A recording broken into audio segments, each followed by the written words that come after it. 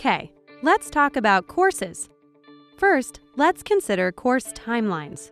Unlike traditional universities with their quarter or semester systems, Nexford's academic calendar enables you to complete just as many courses in a similar time frame, but to do so without taking all of them at once.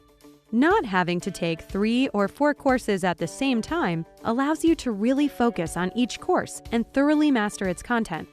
It also means you can balance your studies with other areas of your life. And if you are able to pursue an accelerated learning path by taking multiple courses concurrently, it enables you to move very rapidly through your program. Nexford courses are designed to take 8 weeks to complete and typically open to enrolled learners on the first of the month.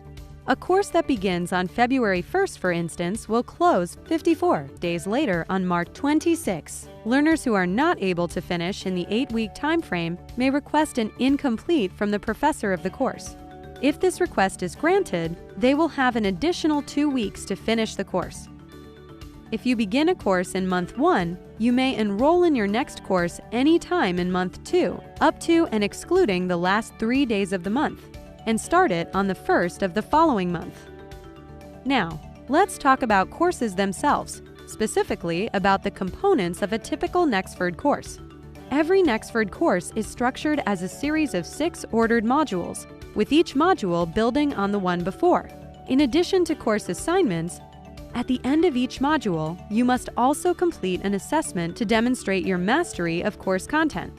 When you begin your course, all 6 modules will be open to you so you can see what lies ahead and plan accordingly through course previewing.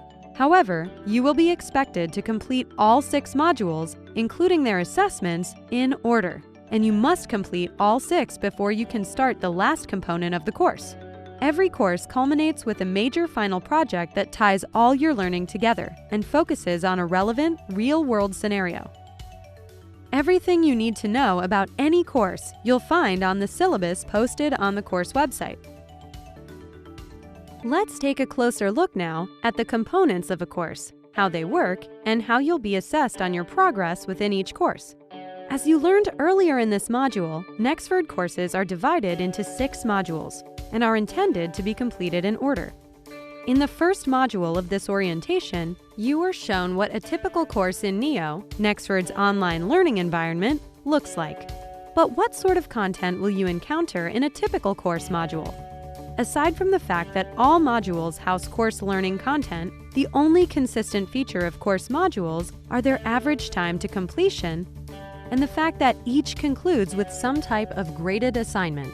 Every module includes 1 or more activities that help you build the skills and knowledge you need for your assignments. These ungraded activities can take the form of readings, videos, practice exercises, or any number of alternatives. Nexford courses may be highly structured. Course content, however, varies greatly. This is, in part, because different subject matter requires different kinds of learning approaches. It's also because a completely uniform approach to module design would be boring. We hope you'll find the varied design of Nexford course modules highly engaging. Though we can't tell you, now, exactly what you'll encounter in each of your courses, we never want you to be surprised or overwhelmed by what you do encounter. For that reason, whenever you enroll in a course, all 6 course modules will be available to you for the duration of the course. You will always know exactly how much coursework you have yet to complete and what it consists of. The same is true for module assignments. We won't tell you now exactly which assignments you'll encounter in every module of every course, since these will also vary greatly.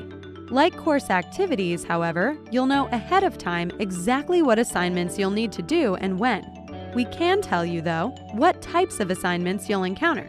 First, automatic feedback assignments, such as tests or quizzes.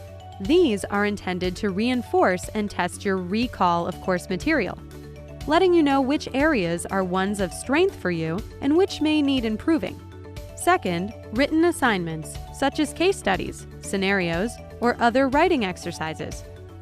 These are intended to test your understanding of course material by requiring you, in some way, to practically demonstrate your learning. There is also a final project in every course that cumulatively tests your course knowledge. This is an opportunity to put together everything you've learned in a course and deliver a project that demonstrates your mastery of the course competencies.